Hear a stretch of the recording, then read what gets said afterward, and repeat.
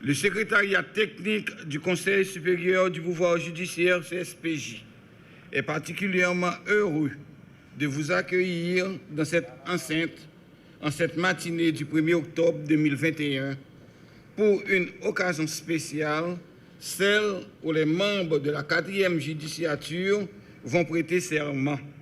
Conformément à l'article 184-2 de la Constitution en vigueur et à l'article 7 de la loi du 13 novembre 2007 créant le Conseil supérieur du pouvoir judiciaire. Aujourd'hui également, les conseillers de cette nouvelle judiciature vont entrer en fonction après un retard de 3 mois exactement. Implémenté le 3 juillet 2012 dans le paysage institutionnel haïtien, le Conseil supérieur du pouvoir judiciaire CSPJ a maintenu, durant les 3 premières judiciatures, la tradition de l'installation.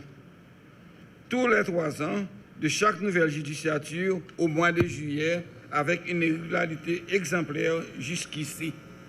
Cependant, cette année, malgré les élections et la désignation des conseillers qui se sont régulièrement tenus, ceux dans le délai imparti, soit en avril 2021 ou 3 mois avant la date butoir, le rendez-vous du mois de juillet, malheureusement, n'a pas pu être respecté.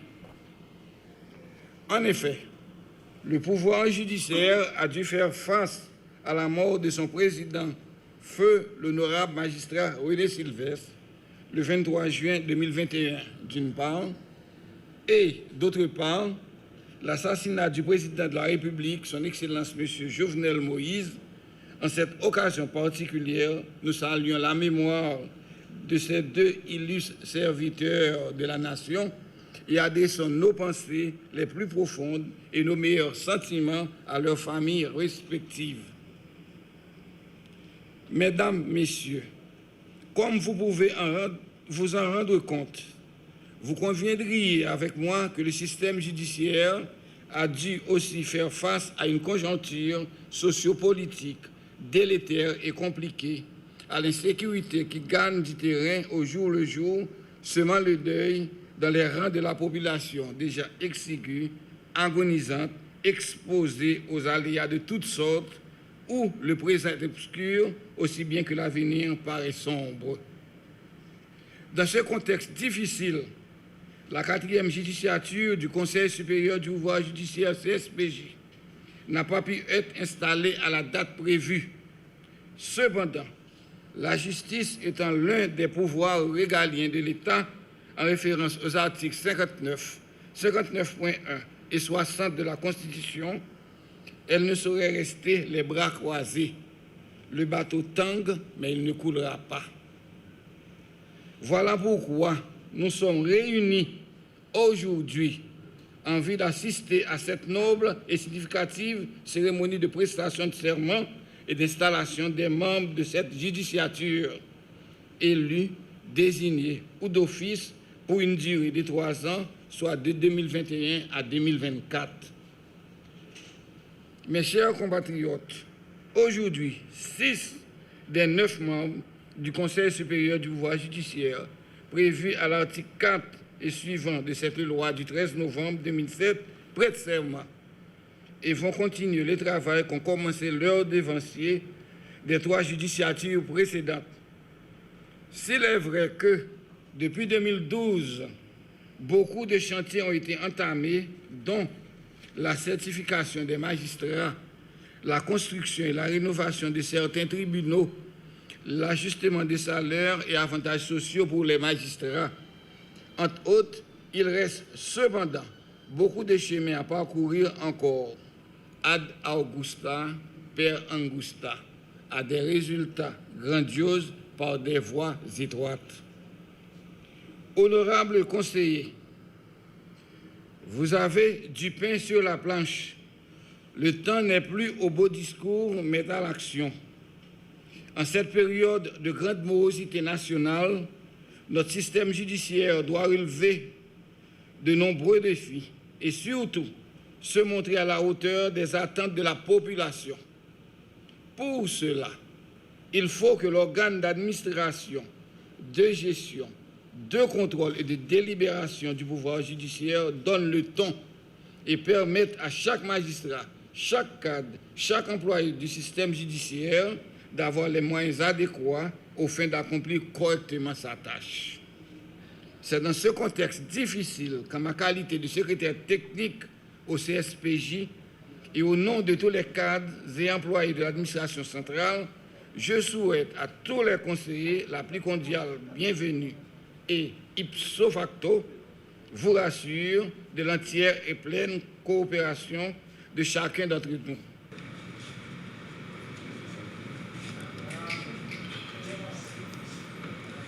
Liberté, égalité, fraternité, République d'Haïti. Arrêté. Nommant les membres du Conseil supérieur du pouvoir judiciaire. Vu la Constitution de la République, vu l'accord politique pour une gouvernance apaisée et efficace de la période intérimaire, publié dans le journal officiel Le Moniteur spécial numéro 46 du vendredi 17 septembre 2021. Vu la loi du 13 novembre 2007 créant le Conseil supérieur du pouvoir judiciaire. Considérant qu'il y a lieu de nommer les membres du Conseil supérieur du pouvoir judiciaire sur le rapport du ministre de la Justice et de la Sécurité publique, arrêté. Article 1er. Sont nommés membres du Conseil supérieur du pouvoir judiciaire les citoyens suivants. Franzi Philémon, représentant de la Cour de cassation, vice-président. Carvest Jean, commissaire du gouvernement près la Cour de cassation, conseiller. Durin Junior Duret, représentant des cours d'appel. Wando Saint-Villiers, représentant des tribunaux de première instance, conseiller. Nader Désir, représentant des tribunaux de paix, conseiller. Evans Fils, représentant des barreaux d'Haïti, conseiller. Article 2. Une ampliation du présent arrêté sera remise à chacun des intéressés. Article 3. Le présent arrêté sera imprimé, publié et exécuté à la diligence du ministre de la Justice et de la Sécurité publique. Donné à Port-au-Prince le 29 septembre 2021 en 210e de l'indépendance par le Premier ministre Ariel Henry, le ministre des Affaires sociales et du Travail Ariel Henry, le ministre des Affaires étrangères et des cultes Claude Joseph, le ministre de la Planification et de la Coopération externe Simon Dieucel Dira, le ministre de l'Économie et des Finances Patrick Michel Boisvert, le ministre de l'Agriculture, des Ressources naturelles et du Développement rural, Charles Brady, le ministre des Travaux publics, Transports et Communications, Wilson Edouard, le ministre du Commerce et de l'Industrie, Ricardin Saint-Jean, le ministre de l'Environnement, James Cadet, le ministre du Tourisme, pour Luz Kurta Cassandra François, le ministre AI de la Justice et de la Sécurité publique, Lise Kittel, le ministre des Haïtiens vivant à l'étranger, Judith Nazarin Auguste,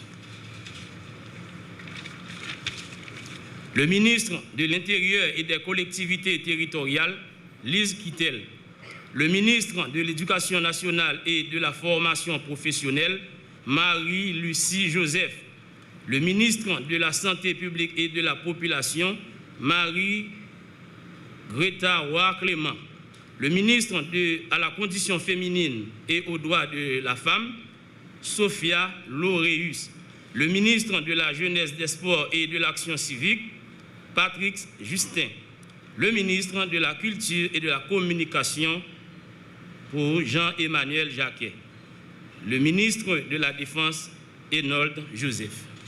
Merci.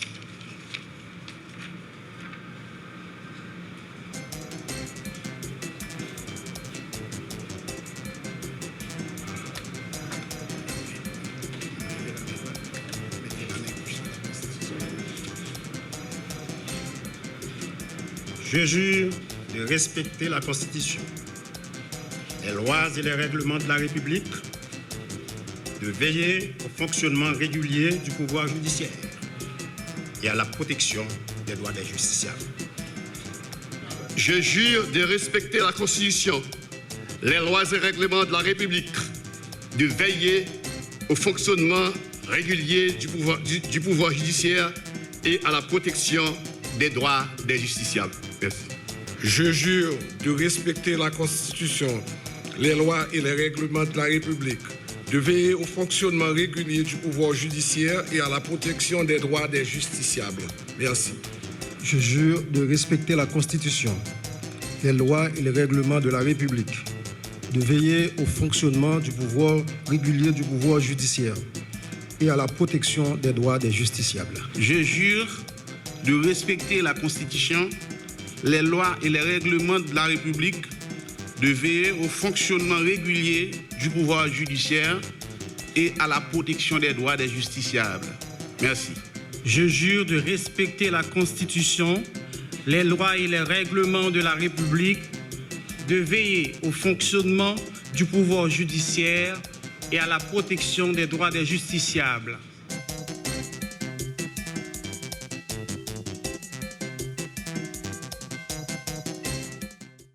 Nous remercions tout d'abord le Seigneur, le Dieu créateur, le Maître de l'univers, qui a fait pour nous ce matin, encore ce matin, des provisions de grâce, de santé et de force, permettant ainsi la réalisation de cette cérémonie dans un climat serein. Toute la gloire est à lui. La cérémonie d'installation de la 4e judiciature intervient dans un moment extrêmement difficile où la peur, les pleurs et le désespoir envahissent les familles haïtiennes.